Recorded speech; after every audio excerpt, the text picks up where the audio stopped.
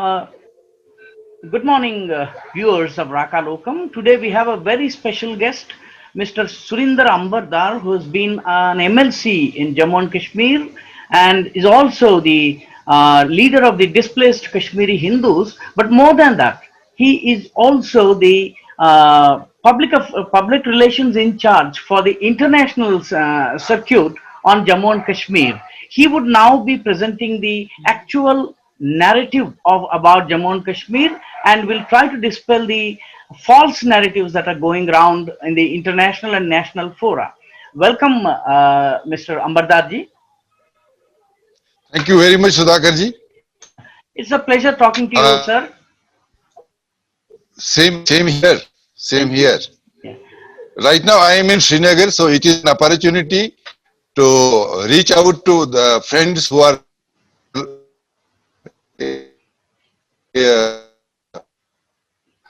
a good occasion to interact. Thank you very much for taking Thank on you, the sir. board. So, what is the situation? You're right now in Srinagar. So, what is the situation out there in the Kashmir Valley, sir?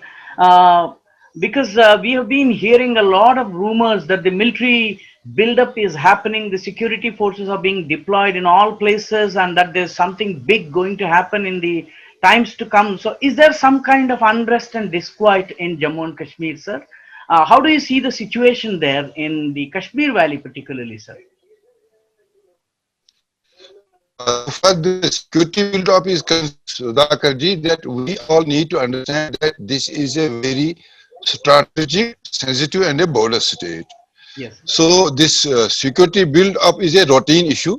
There is nothing new in it. It has been continuing from last 30 years. One, because of the insurgency, but today's security build-up is, I may not be able to discuss too much on it, but just that we have some border issues on eastern Ladakh as well, on other front like Punch, Rajouri side as well. So this security build-up is mainly focused on that. On the external threat to country, not the internal one. Yeah. There is nothing like this security build up vis-a-vis the internal threat.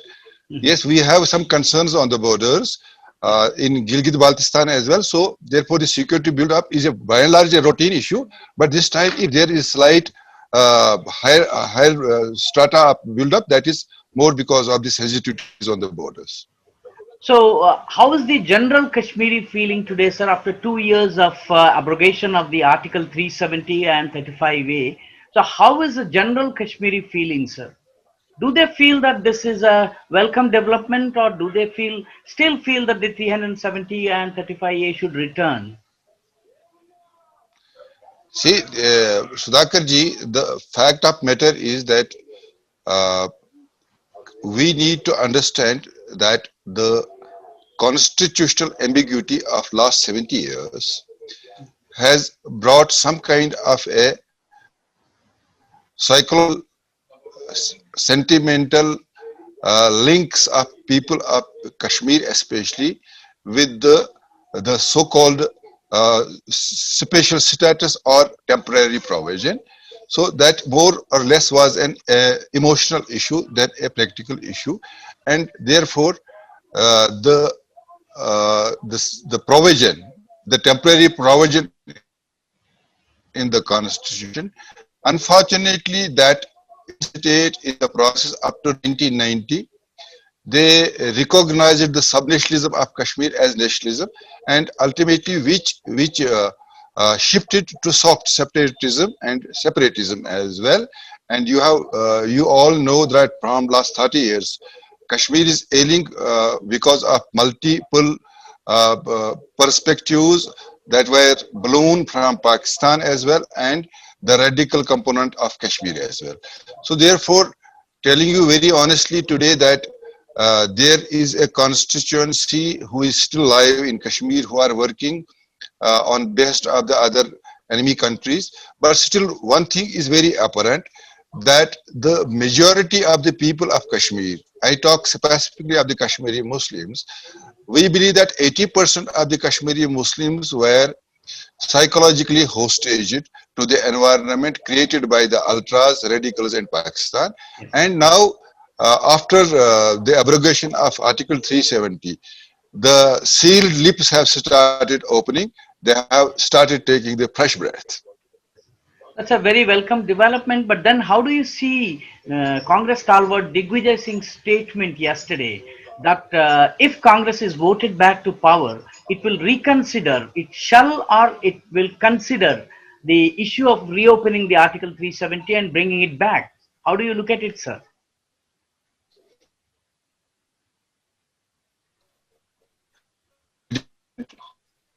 We see the development in the country where the Congress is not a national party, it is not now a regional party as well. So claiming with a tall claim is an absurd way of looking at Kashmir, and the emotional connect that whole nation has built up with the after the abrogation of Article 370. So there is a huge pleasure all around the country and the world that the ambiguity in the this constitution of India, Yes.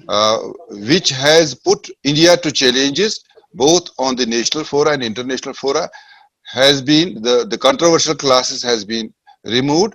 So the nation will tell the Congress and the Digvijay Singh that this is not possible. That whole country will rebel against Congress or anybody, any political party who will even deem to think to revive Article 370. That is my observation. Oh, sir, what about the role, the relevance of the role that Hurriyat and the Gupkar Alliance can now play? Because the DDC elections have shown that the people are enthusiastically for the electoral process to happen and grassroots leadership should emerge.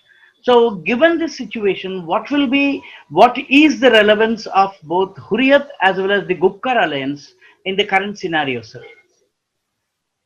Do you think they have a constituency now? Sudhaji, they see the one that my request would be to not to place Hurriyat and PhD on the same platform. Mm. Hurriyat was an absolutely an anti-India platform and who were supporting terrorism, subversion, radicalism in Kashmir. And so far the PhD is concerned, PhD is a political group of political parties who were preaching subnationalism definitely, and then who were supporters of soft separatism. Yes. But still, having said that, they they still believe in the Constitution of India, and that you can recognize from the fact. Then once the both the political parties, especially National Conference and People's Democratic Party, who boycotted panchayat elections in the first phase, they uh, took part in the DDC elections. That Election. speaks that they have recognized the present political setup after the abrogation of 370. It means they have accepted the legitimacy of the new framework that was resolved in 5th August. So, do you think there is a possibility of a new leadership emerging in Jammu Kashmir thanks to these DDC elections and the other political processes that are very actively going on over there, sir? Sudhakarji, simply let me tell you that in two doors were shut for PhD and 32 doors have been opened for new leadership. So it is a beginning.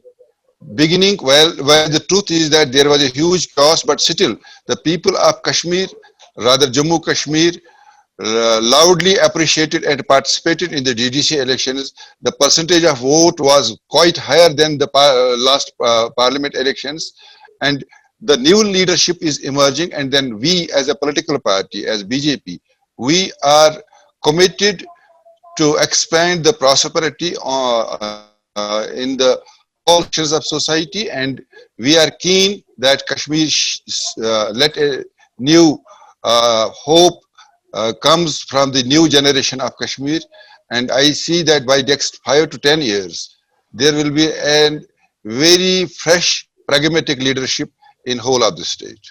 But how is BJP growing in the Kashmir Valley, sir? Because BJP is quite powerful when it comes to the Jammu region as well as the erstwhile Ladakh region. right now Ladakh is a separate union territory altogether, but then Kashmir has always been BJP's Achilles heel. So how do you look at the growth of BJP in the Kashmir Valley, sir? Is the BJP growing? Are the people receptive to the BJP? Is a new leadership emerging, sir? See, our footprints are increasing. But when we say that that the total picture of Bharatiya Janata Party in Kashmir has to grow very gradually because of the reasons that last 30 years we had multiple challenges. One in terms of terrorism, second in terms of separatism, third in terms of what you call the administrative subversion as well. So there are a lot of administrative infrastructures who are continuing with the old mindset. So it will definitely take time because you see a political party and developmental issues have to go simultaneously. And behind the screens, very important political players are keen to be part of the Bharatiya Janata Party, but still there is a kind of uncertainty, there is a threat perception, and Pakistan's ISPR, their moles are continuously trying their best to harass the BJP people in Kashmir. So it may take little time, but I'm sure that by next around 5 years, we shall have an excellent younger generation leadership in BJP as well, and that we are on it. That There have been some martyrdoms, particularly in the Kashmir Valley, particularly in the Pulwama area, Sopore area, and also recently in the Kishtwar area. Some of the BJP workers have been done to death, they have been killed. So, how is the party cadre feeling now? Is it demoralized, sir?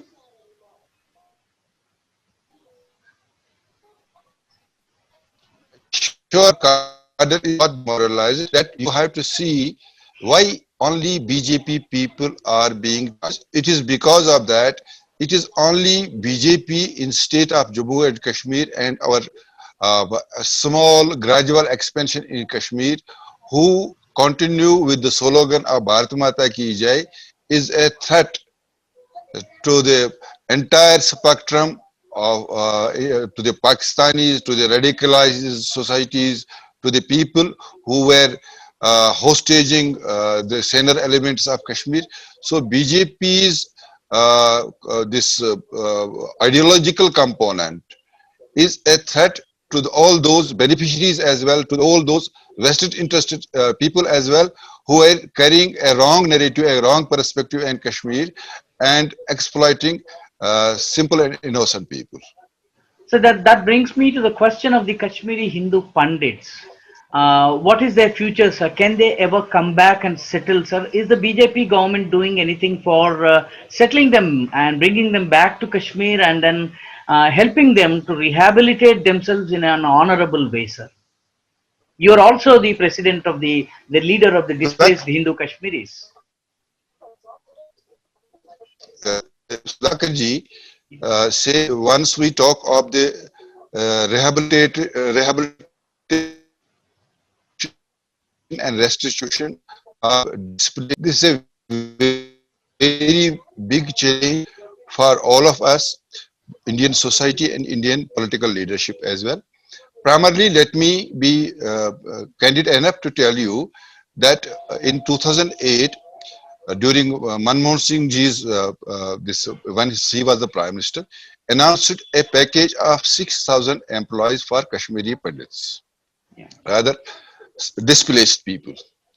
So it was not actually carried on ground by the central government that was governed by the Congress and the local government, which was coalition of Congress and National Conference from 2008 onwards. Only out of only 6,000 employees, only around 1,400 and some employees were recruited because the package was very clear that for 3,000 posts, the central government will provide the budget and for rest of the 3,000, the state government. And we all have to understand the state government was from Congress and National Conference, so they never desired to give financial provision for the committed 3,000 employees. So after BJP took the power in New Delhi, you must be remembering that once our beloved Prime Minister, our international leader, Narendra Modi ji came and announced 80,000 crore package in Srinagar. In that 80,000 crore package, 2,000 crores were exclusively given to the Kashmiri Pandits employees for their salary and the construction of flats.